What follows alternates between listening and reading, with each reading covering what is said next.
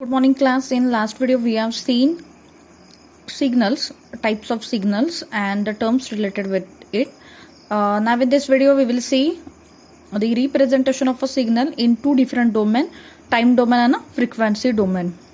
So let's start with the time domain.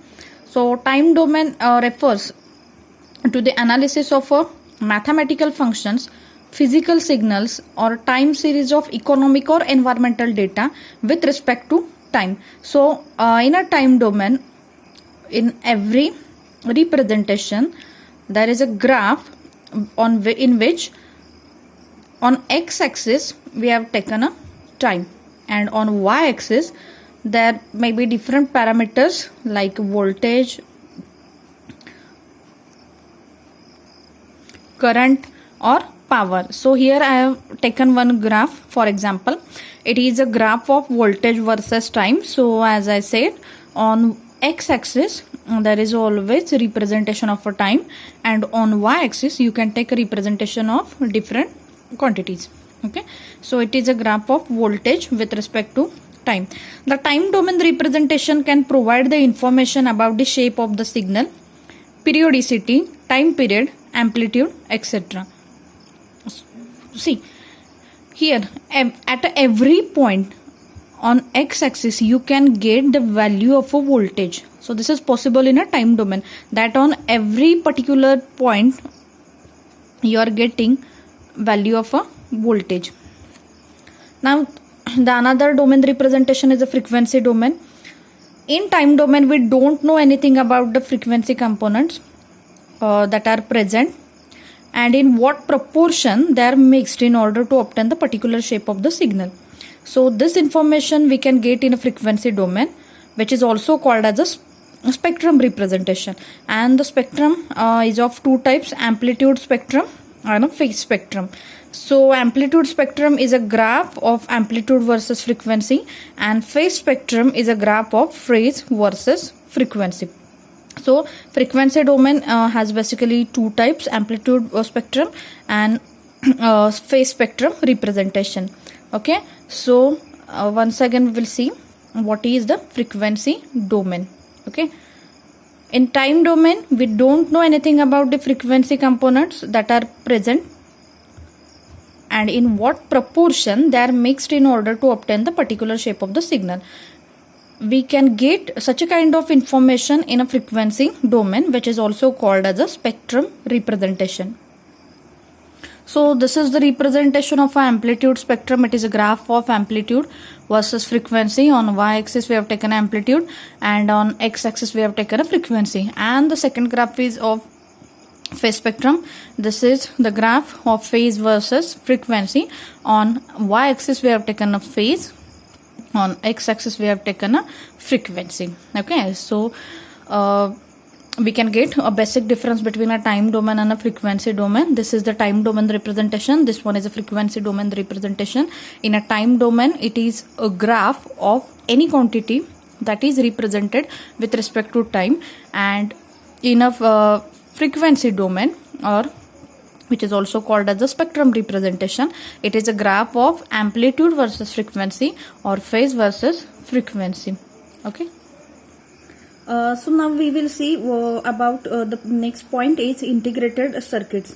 So up till now we have seen the passive components like resistors, capacitors, inductors, and in next chapter we are going to see the devices like the diodes, transistors, FET, etc.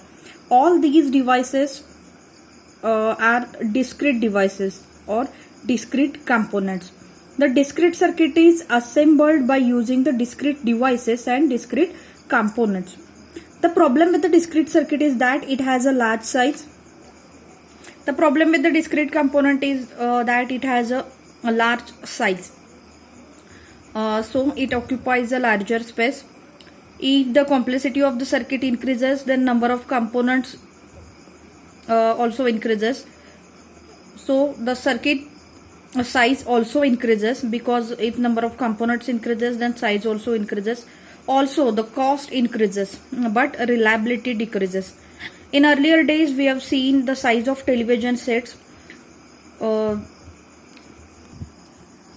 there is a huge change in the size of the television sets. It has decreased tremendously. It has changes from flat to slim. This has made possible because of era of microelectronic revolution.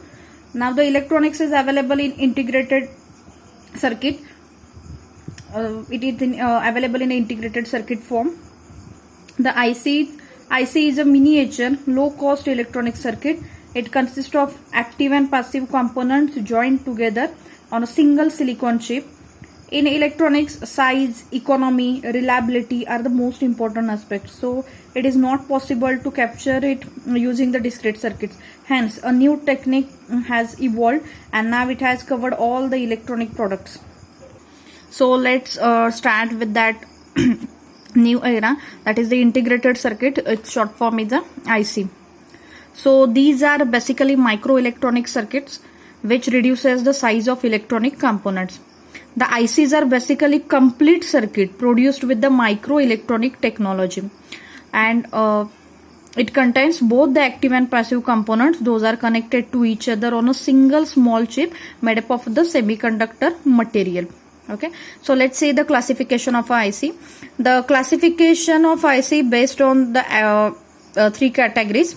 First one is based on the active devices, which kind of active devices used. So this has a two types: bipolar ICs, for example transistor ICs; unipolar ICs, for example FET ICs. Then next is based on the application: linear or analog ICs, for example op-amp or comparator IC; digital or non-linear ICs, for example a flip-flop or counter ICs. These are the examples of digital or non-linear ICs. The next classification is based on the technology, which kind of technology is used: hybrid technology or a monolithic technology. Hybrid technology is example of STK series of audio amplifiers, and for monolithic technology we can take examples of JFET or MOSFET ICs. Then we will see. So these are the three classifications of ICs. Okay, in a three different way we can classify IC. Okay, now we will see the scale or level of integration. So what is scale or level of integration? So it represents the number of electronic components which can be fabricated on the silicon chip of a standard size.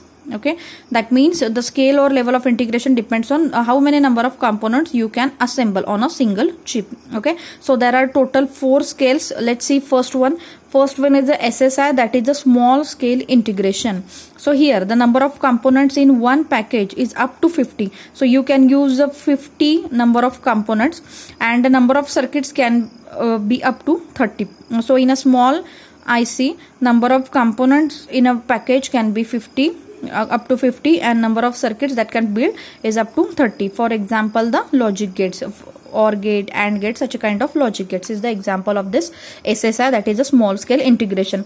The next comes as the MSI, that is a medium scale integration. So here the number of components in one package ranges between 50 to 500. See the huge difference between these two. And the number of circuits can build is in between 30 to 100. So this is the number of circuits that can be built. So for example counter ICs, registers, this is a register is the shift register. This is an example of a register, shift register. For example, I have taken, this is not that register, that passive register that earlier we have seen. Okay, so this is the example counter IC or a register ICs. These are the examples of a MSI. Then a large scale integration, LSI.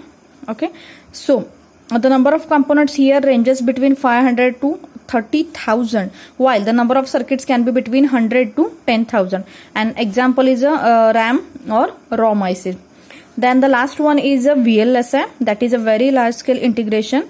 The number of components can be greater than 30,000 and the number of circuits can be greater than 10,000. The examples of the VLSI ICs are the microprocessor or controller ICs. So ICs have a lots of advantages. Okay, it has a small size and small weight, low cost, high reliability, low power consumptions, high operating speed. It is easy to replace a faulty IC. If you want to replace, it is easy to replace it. and it is possible to fabricate a complex circuits in a small place. But it also has some disadvantages also. The first, we can say, it is not possible to fabricate the capacitors of values higher than 30 picofarad. Okay, so in a IC we can't use the capacitor value more than 30 picofarad. It is not possible to fabricate a resistors of values higher than 100 kilo ohm. Then the power dissipation is limited. ICs are very delicate and it needs an extra care while using it.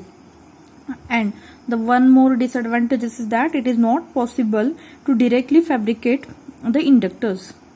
Okay, so where we can use the ICs in digital circuits, such as the flip-flops, counters, microprocessors, calculators, or digital watches, mobile phones, laptops, everywhere the IC is used. In analog applications such as the integrators, differentiators, it is used. In a process control application, in a domestic application such as washing machines, TVs, radios, etc., it is used.